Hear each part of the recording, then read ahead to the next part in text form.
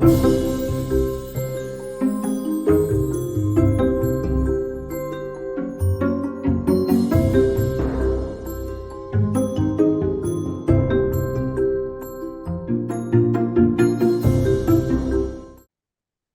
regardless of where you're coming from today, we are so happy to have you guys joining us. And we are especially happy to welcome our esteemed guests, presenters, discussants, and experts on this topic. And we are just thrilled to have Heather Walters and Kristen Stout for our Lunch and Learn series today, who are going to be talking about not just their book, but also their work on understanding argument in a post-truth world.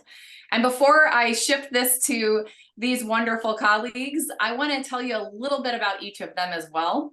So Heather Walters is a senior instructor in Department of Communication, Media, Journalism, and Film at Missouri State University. She received her Juris Doctorate degree from the University of Maryland in the School of Law, and also earned a master's degree in both communication and K-12 educational administration. Not only that, she was the 2019 National Speech and Debate Association Educator of the Year in the state of Missouri. And in addition to her primary research interests in disinformation, she's also published work in areas of communication ethics, public relations law, and debate pedagogy. And these two actually met and started their work and their collaborative research and work together based on that connection through debate, because Kristen Stout is an communication at Missouri State University, which is also her alma mater. And prior to returning to Missouri State, she spent 8 years working at Crowder College as a public speaking instructor and director of their forensics. So one of her proudest moments was recently in 2022, when Crowder was awarded the top Community College Award for National Forensic Association, and along with Heather Walters has co-authored this textbook on understanding argument in the post-truth world. This focuses really heavily on the role of disinformation in this post-truth era. Now, Kristen's primary research interests also include argumentation in the digital age, effective public speaking practices, and the rise of non-traditional news and media outlets. And I think what's so great about both of them and their work and this book, I asked them, how they started collaborating on this. And, they mentioned not only having that debate work experience together, but also just, looking for books and textbooks to teach this type of work. And everything was pretty antiquated and really dated. And they knew that they could do better, and they have. And they have written this book. They are here with us today to share their insights and knowledge. And then we will also have plenty of time for open Q&A, and then just a really great informal discussion and dialogue as well. So all that is to say, Heather and Kristen, welcome. Thank you so much for being with us today. And I'm going to mute my line and hand the mics over to you guys. Okay. Thank you so much for that introduction, and thank you to Amber and the Center for Faculty Innovation and all of you at Park University for the invitation to discuss our work here with you today. We're excited to do it.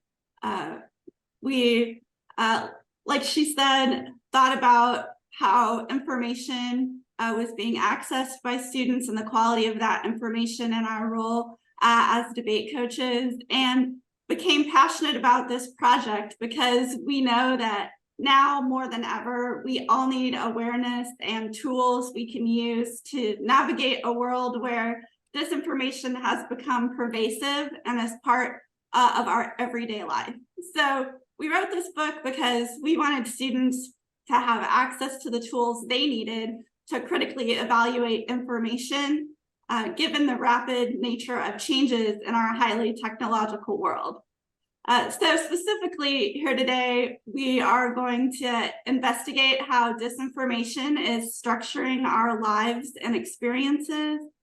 We are going to consider the role cognitive biases play in how we process information, and explore how to adapt to our new information landscape moving forward with some solutions or practices you can use to engage information. And then we're excited to reflect on personal experiences you may have with disinformation in the discussion.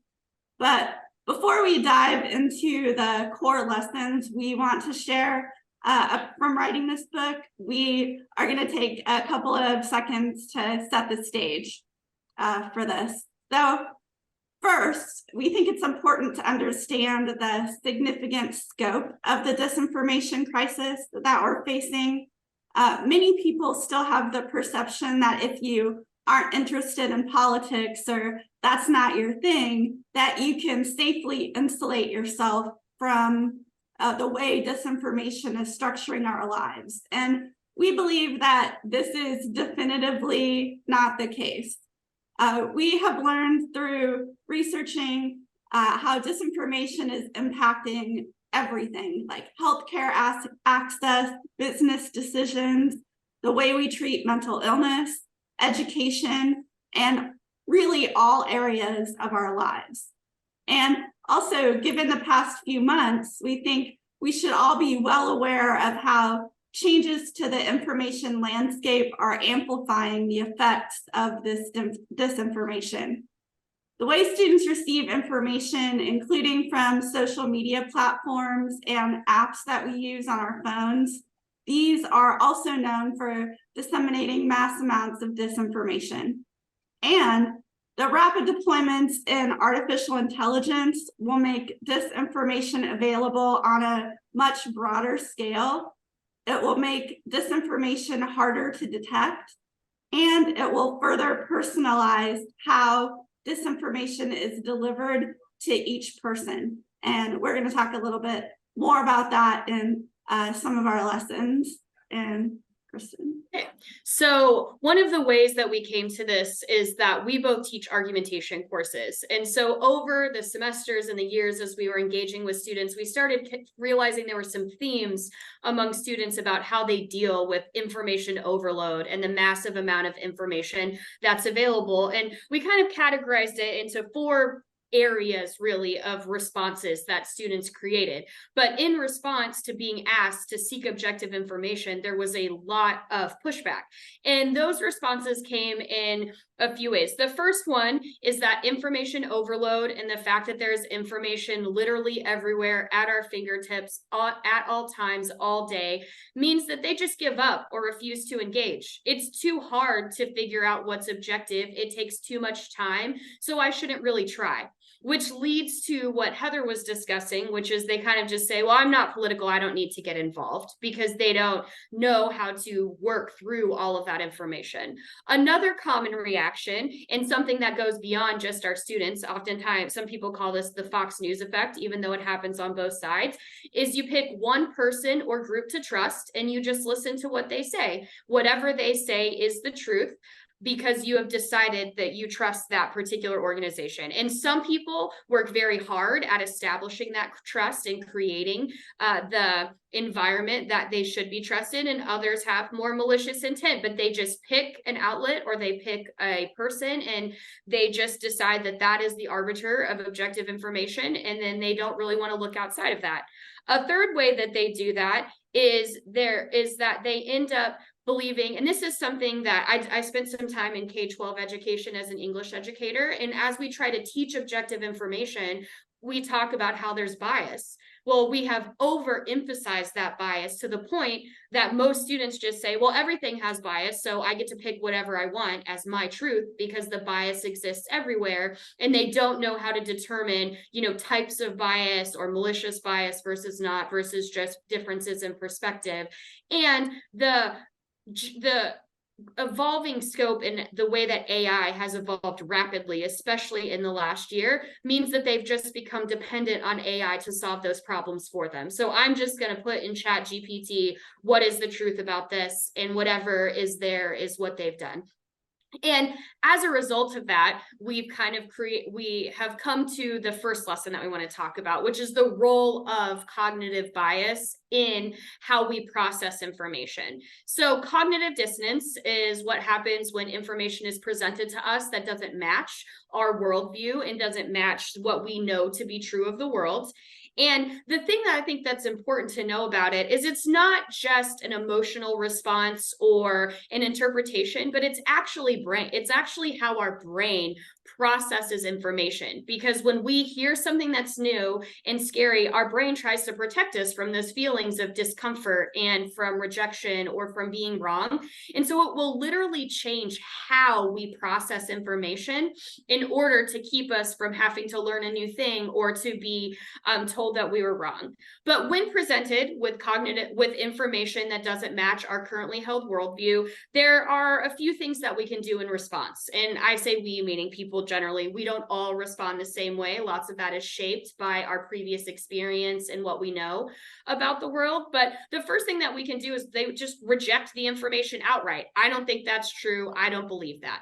And that happens far more than we expect it to, because the brain will literally say, like, that will make me uncomfortable. That can't possibly be true. And that is made worse by the fact that sometimes it makes them feel like maybe they are a bad person for having thought about it that way, or maybe they voted wrong or whatever. And so they, in response, just say outright, that can't possibly be true, and refuse to engage. The second thing that happens is they alter the information, or they alter the importance of that information. So since cognitive dissonance causes us to listen differently and changes how we process information, we might alter that information to make it be something different than what it actually is, or make it be something that proves or disproves a point differently, because we don't want to be wrong. So we just alter how we hear it so that it doesn't change our worldview. The third one, and this one's pretty common, is we make an exception. Well, that might be true in this very narrow specific incident, but my belief is overall and overwhelmingly still true. But you're right in this one small instance, even though it's not really true, and it's something that probably should change their worldview as a whole, but we just make that exception. The kind of common analogy that goes with this is like, stealing is wrong, but what if you're stealing medicine for your sick kid, or bread so that someone can eat? Right? Instead of just saying, well, okay, maybe stealing's okay, we just say, well, it's wrong, but not in this particular instance. The fourth thing that happens is we diminish the importance of or change the subject. One kind of common discussion that's been had in the media about this is the role of guns and gun violence, especially in schools. In response to, guns do bad things, we've had this huge discussion, and politicians are all on board with it's actually a mental health crisis. And while that's absolutely also true, and something that needs to be discussed and managed and dealt with, what happens is they try to change the subject away from the conversation at hand, i.e. evidence about the relevance of guns in violence, because of that cognitive dissonance and the way it makes you feel. So it's not a gun problem, it's a mental health problem, which both of those things are true, but when used to deflect the first part of the conversation becomes problematic. And then finally, and this is the thing that happens the least of anything, is someone can change their mind. So this new information is presented to them, they realize that that's incorrect, and they change their opinion, which is what we want people to do, but that's very rare because of the role of cognitive dissonance. And what this all does is it creates a couple of biases beyond just like the bias related to our personal beliefs or the way that we engage the world, one of which is confirmation bias. We go out of our way, and our brain helps us do this, to seek out information that supports what we already believe to be true. And so we will go to news outlets who think about it that way. We will go and only read the articles that support our position. We might not open the other one or assume that the other author isn't credible, because what we know to be true is what we want to keep knowing to be true. And the second kind of bias that it reinforces or makes worse is the in-group bias, which is where we're much more likely to believe people that we already think are in our group, whether that be religious, cultural, social, geographic, academic. With our students, is like someone in my sorority or fraternity, someone, who my parents, and whatever that group is, we then become over focused on what that group believes at the expense of independent and individualized thought or critical thinking about the particular information we've been provided, because our group says that's not true, which is why For example, political parties have so much power to negotiate how, or to communicate how people should think about things, even when it doesn't make sense, because we just believe our group. And this is made particularly worse in the context of social media and how we create these echo chambers of people who think like us and believe like us and engage the world that same way. And that leads to some pretty notable consequences. The couple that I wanted to focus on today is scapegoating, where we just decide that that must mean that somebody else is at fault, or that this is only happened because of X or Y or Z. In the context of politics, I like to think about it as like when we say that an individual person from an individual party is responsible for all the bad, or an individual policy is the responsible for all of our ills in the world. That's a form of scapegoating, where we just decide that that group or that person who is never part of our group, right? They're always on the outside, is the reason that things have gone bad, which stops us from thinking critically about the information we're presented or creating a more nuanced view of the way that the world works. And then it also leads to groupthink, where instead of critically analyzing each piece of information we're getting given, or each topic or anything like that, instead we just think as a collective and as a group. And as discussed earlier, because there's so much information and so much access, it's easy to just decide that what the group thinks is the truth, as opposed to making those individual evaluations. I see that someone's hand is raised. Yes, Dr. Gillis. Is Kirsten, is this part of in-group, out-group dynamics? Is it related to Yes, kind of that? very Okay. much so. All right. Okay, Heather, back to you. Okay, so our second lesson we wanted to present in this session is how to move forward. We spent a lot of time thinking about how it is we can train students, give them practical tactics that they can use to be better and use objective information. And our first part of this is we are really advocating for engagement with what we call a pedagogy of truth. Okay. While it's true that people have different lived experiences, we recognize that, it is also the case that objective facts exist, and those objective facts should be taught and emphasized to students by people in their everyday lives, or we as educators. And we should not hesitate to know and say the difference between things that we know are objectively true and things that are not. We think the problem is that if we continue to not engage a pedagogy of truth, it's actively dangerous, because the lack of objective truth is now being weaponized by individuals who are pushing harmful perspectives onto society and justifying them by arguing that since there's no way for you to really know otherwise, this could also or must also be true. And we don't want to risk that can happen. This is even more important, we think, in a world of artificial intelligence, because like I mentioned earlier, with artificial intelligence, there's now the potential to target disinformation directly to individuals, meaning that they can, or algorithms and people can sense your particular information weaknesses, what things you might be led to believe, or questions you have that can be exploited more readily by those with a certain goal or message.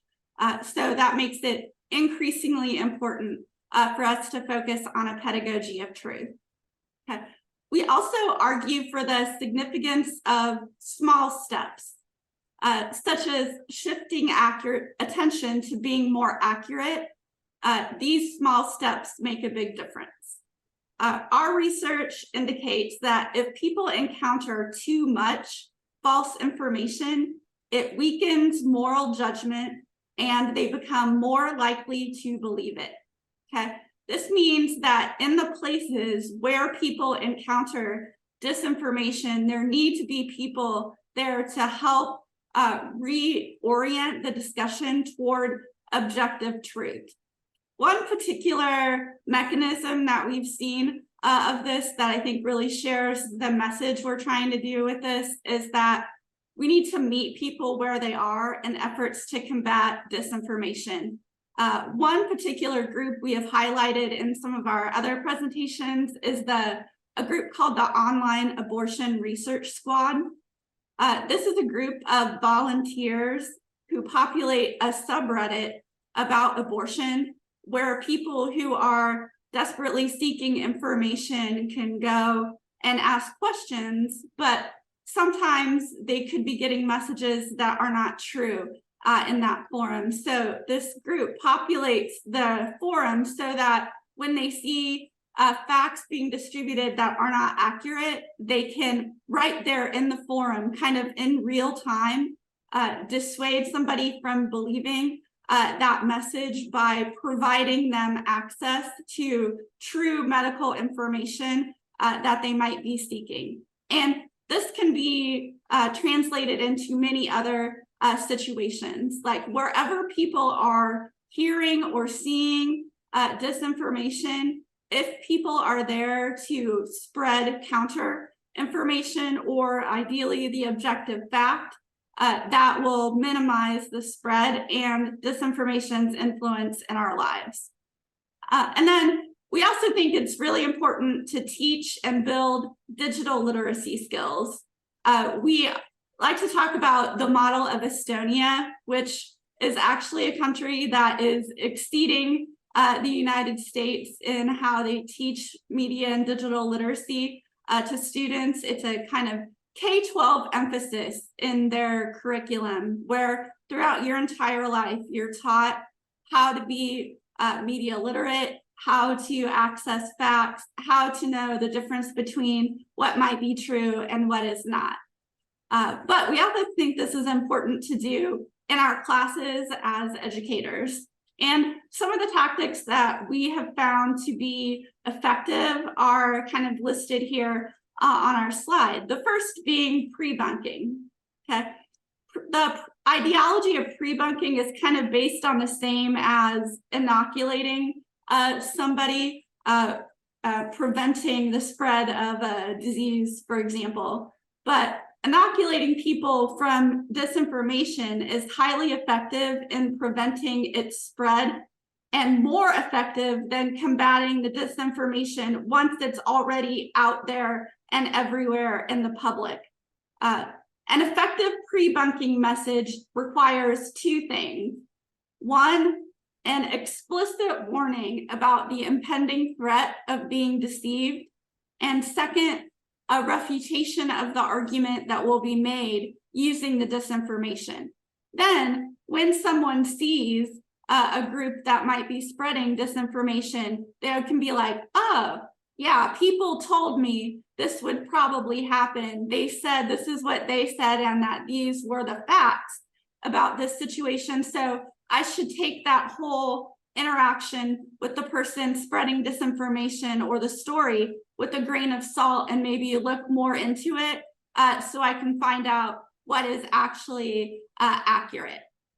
A second strategy we use with students is called lateral reading, where if you find information somewhere, why don't you see if you can go find it in other places?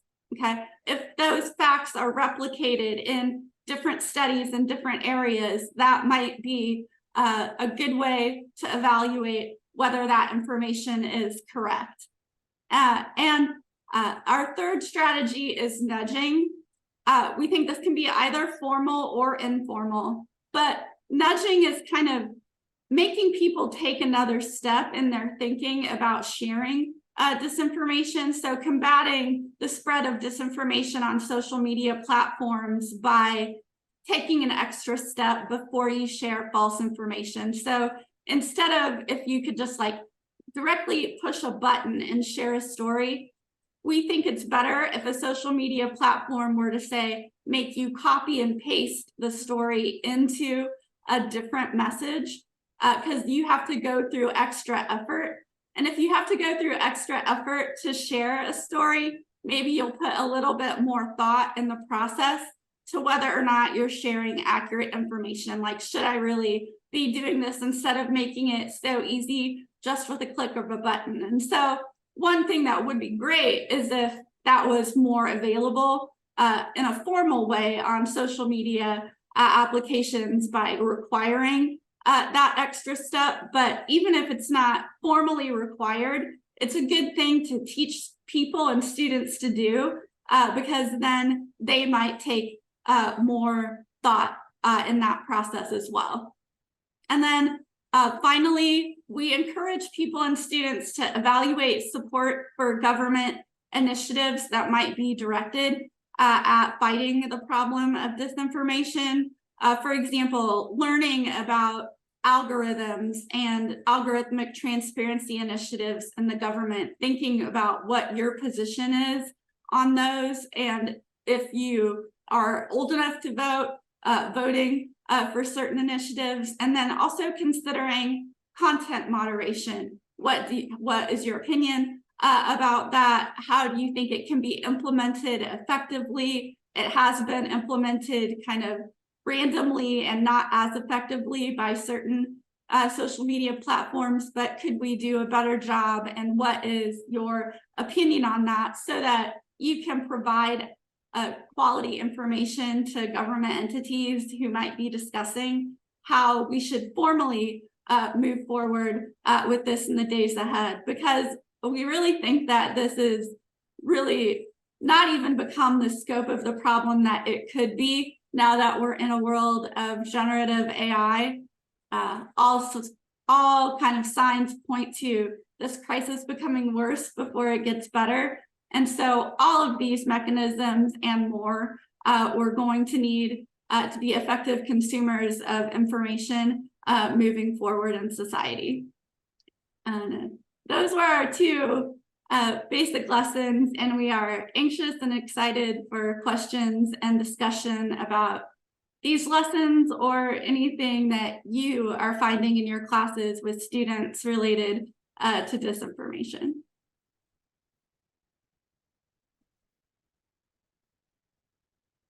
So at this time, we'll go ahead. If you would like to ask a question, be part of this discussion and conversation, you can go ahead and use the hand raise tool and then unmute your line and take it away. Or if you'd like to post questions in the chat, we are happy to field those as well.